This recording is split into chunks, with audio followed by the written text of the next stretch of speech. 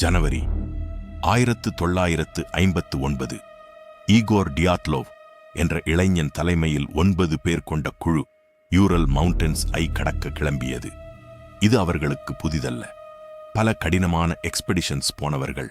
ஆனால் இந்த முறை மலை அவர்களுக்காக காத்திருந்தது.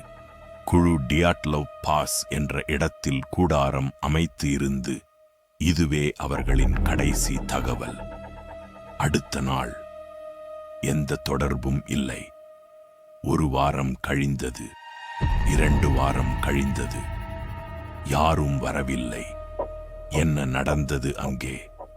இந்த வீடியோவை முழுமையாக பார்ப்பதற்கு இந்த சேனலில் தவறாமல் பாருங்கள். டியாட்லோவ் பாஸ் மிஸ்ட்ரி. இது ஒரு உண்மை சம்பவம்.